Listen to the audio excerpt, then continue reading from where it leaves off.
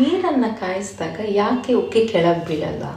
ಯಾಕೆ ಅಂದರೆ ನೀವು ನೀರನ್ನ ಕಾಯಿಸಿದಾಗ ನಿಮಗೆ ಸ್ಟೀಮ್ ಫಾರ್ಮ್ ಆಗುತ್ತೆ. ಸ್ಟೀಮ್ನಿಂದ ಬಬಲ್ ಫಾರ್ಮ್ ಆಗುತ್ತೆ. ಕೆಳಗಡೆ ಸರ್ಫೇಸಿಂದ ರೈಸ್ ಆಗಿ ಆ ಬಬಲ್ ಬರ್ಸ್ಟ್ ಔಟ್ ಆಗಿಬಿಡುತ್ತೆ. ಸೊ ದಟ್ ಆ ಸ್ಟೀಮ್ ಗಾಳಿಗೆ ರಿಲೀಸ್ ಆಗುತ್ತೆ.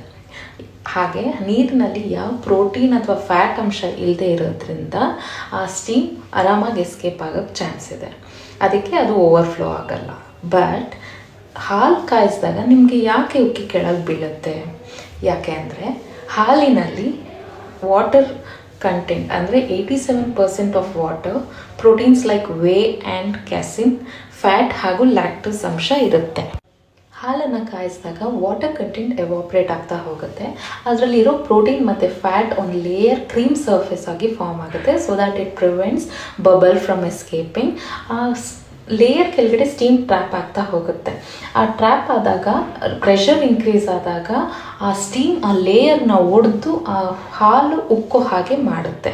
ಇಷ್ಟೇ ಇದರ ವ್ಯತ್ಯಾಸ. ಈ ಇನ್ಫೋ ನಿಮಗೆ ಇಷ್ಟ ಆಗಿದ್ರೆ ಲೈಕ್ ಮಾಡಿ, ಶೇರ್ ಮಾಡಿ. Thank you.